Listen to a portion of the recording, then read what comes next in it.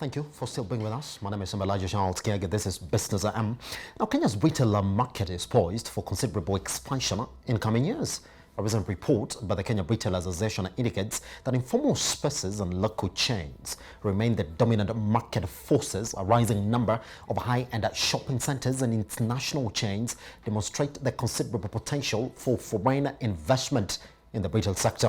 Now, with the entry of international online shopping platforms in the country like Glovo and Jumia heavily reliant on a model that sees them partner with local retail chains, there's an ever-increasing demand for physical shops that offer clients a chance to interact with their products before purchases. Now, to help us understand further into the opportunities that have been brought about by the online retail space in the country, we're joined by Calvin Arena, the Managing Director, Drop Sport. Fantastic.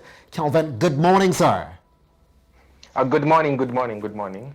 Happy to have you around. I will start by asking you to give us an in-depth insight into what Drop Sport is all about. But I will not do that because we're going to talk about that shortly. But do you think that Drop Sport essentially exists? Because even as we talk about this migration online, you can't take out the physical aspect of that shopping experience. Yeah, you can't definitely take out the physical aspect. But as you asked for, did I think that there was something like this? Yeah, exactly. There was. When you talk about Drop Sport, you just compare it to businesses like Jumia or Kilimall. For us, it's a little bit different in the sense that we offer a physical space to online sellers. Pretty much. Would you say, therefore, that while you exist, because essentially there's that culture that exists within Kenya that you gotta touch your product before you get it? Well, basically, it's not only in Kenya. I would admit that it's not only in Kenya. It's something which is widespread. I would say that. For Drop Sport, I think we kind of solved that problem in a way. Yes. Because customers have that chance to physically interact with the products that you're selling online. So if you're an online seller or an online marketer, Drop Sport provides that a chance for your customers to mainly physically interact with your products. Yeah, yes. We solved that problem. Yes. All right. So your customers will have that confidence. Yes. Let me ask you about this then. It's not that it's every good that the customer wants to interact with. What would you say are some of these goods that whether you like it or not, the customer has to feel it, touch it before actually going online therefore to order for this product? Products that customers actually need to see are a lot, and I would mainly, first of all, major on the clothes that most of the customers buy. Clothes are one of the things that when you buy online, it somehow becomes very difficult to start going back to the seller and start telling him that I don't know, the cloth didn't fit me, I don't know, the cloth wasn't something that I expected. So we clothes are the main things that to feel and interact with. Yes. Apart from that, we also have a fitting area. Fitting is where customers can actually put on the clothes and see whether they fit them or they do not fit them. Of which, if they do not fit them, and leave the clothes behind. So I would talk about the clothes. Yeah, the clothes, the customers actually need to physically interact with them majorly. Pretty much, therefore, Arena, would you say, therefore, that in one way or another, that you could be a potential competitor to even this, I would say, online giants? Because at the end of the day, now your customers will start relying on you directly for the products that you have. To the point that we've reached, yes. I wouldn't say we are much of a competitor to yes. those big giants. Yes. But definitely we have that in mind of being competitors to the big giants. We have that in mind. That's why we want to provide the best of services. Which is actually takes me to my next question that I want to ask you is, let me start from the technical aspect of advertising your services, because you look like you're intertwined in the other bigger services that exist in your space. How technical is it for you to advertise to your customers? And I would like to think that your customers here are the customers for the same people are buying from these other bigger brands. The technical bits in advertising in our aspect is that we majorly focus on a specific group of people. We don't like advertise our business like to everyone and anyone. Yes. No, we majorly focus on online businesses. Yes. But not everyone is an online business. So the technicality in such a way that we need to structure our advertisements in such a way that they only look appealing or appeasing to people who are doing online businesses. Yes. Yeah. Pretty much. So would you say that therefore your customers are pretty much, I would say, closed? Because you're only interested in the people who are doing online businesses, isn't it? Yeah, we are mainly advertising to online businesses, the people that are selling online, because that is where we get most of our customers from the online businesses. Yes.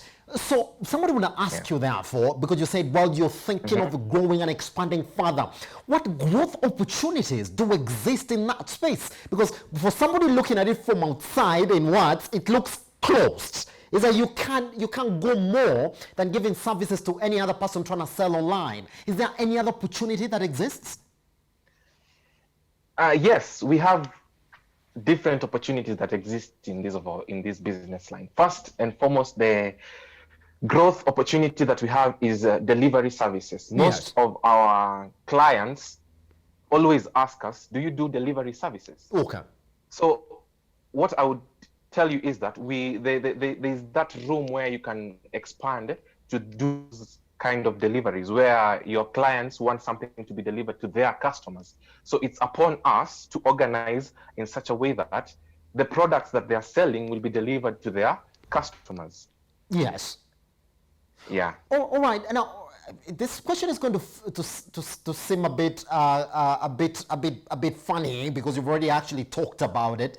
So, for anybody coming into your shop to look at a product, what are they looking for? What do they want to see from that product? Is that they don't believe the pictures that they see online?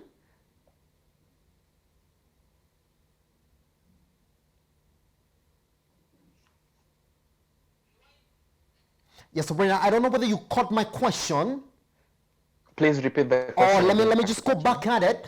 My question is, wow, for somebody looking to use your service, we've said there's a chance for delivery service and all that, but let's talk about the direct service that you offer. Is it that we have a problem believing what we see online? Is that what they're coming to do? What value are they coming to get from your shop?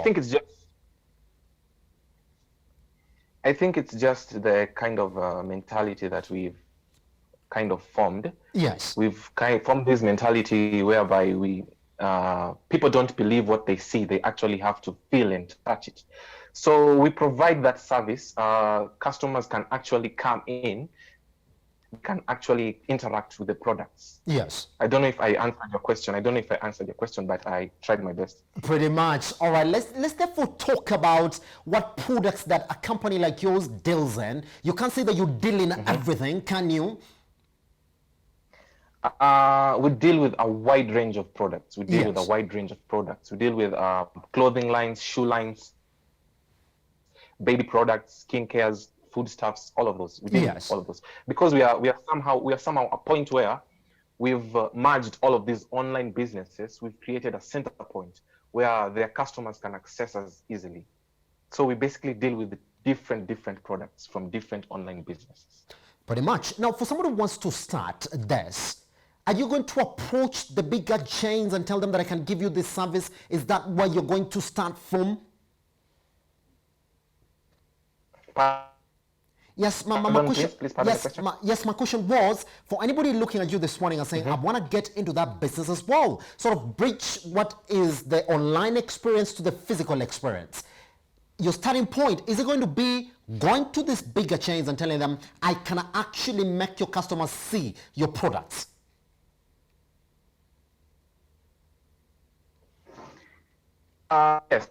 Yes, I would say yes. You would try to interact with these big online businesses as much as you can. Yes. You would try and pitch them that idea so that you can try and relate or try and figure a way in which both of you can benefit from this idea. So I would say yes. Try your luck. Yes, pretty much. Yes. That means that you gotta think about tools, isn't it? And as tools as well. Can you tell me what you need just to get started off? First and foremost, the most important thing that you need is a physical shop, because that's the problem that you're solving. Yes. Online businesses don't have a physical shop. So the first and most important thing that you need is a physical shop.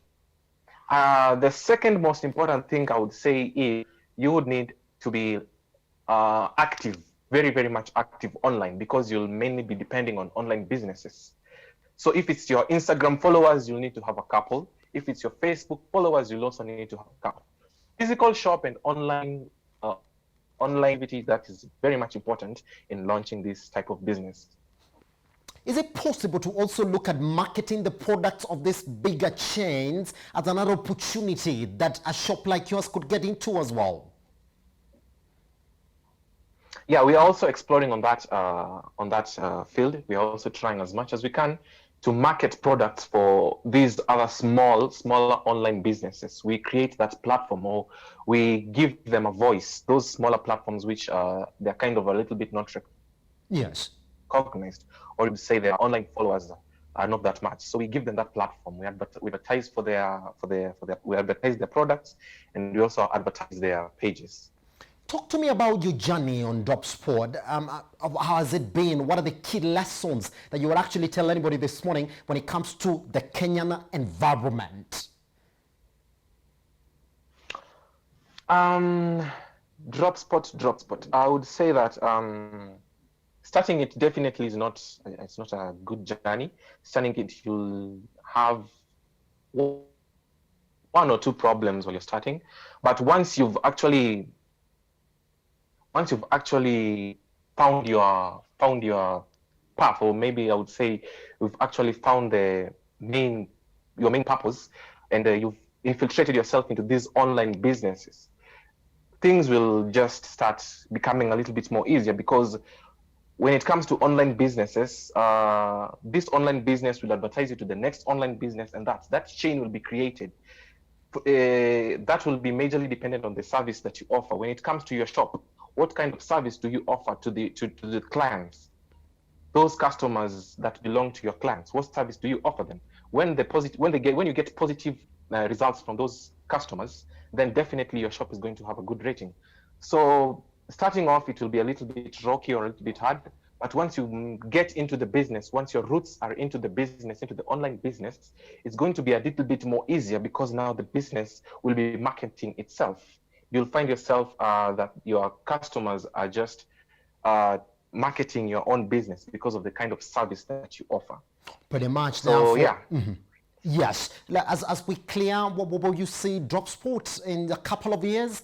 And what will you say the effect of the pandemic has been to your business arena this morning?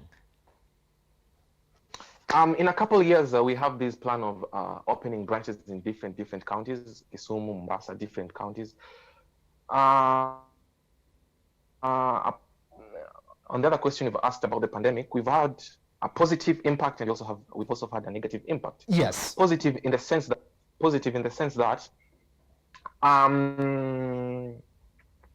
what was I supposed to say? Positive in the sense that these online businesses, they didn't want to interact with their customers. Yes. What they wanted was a customer buys something from them, then the customer would not have to interact with the seller.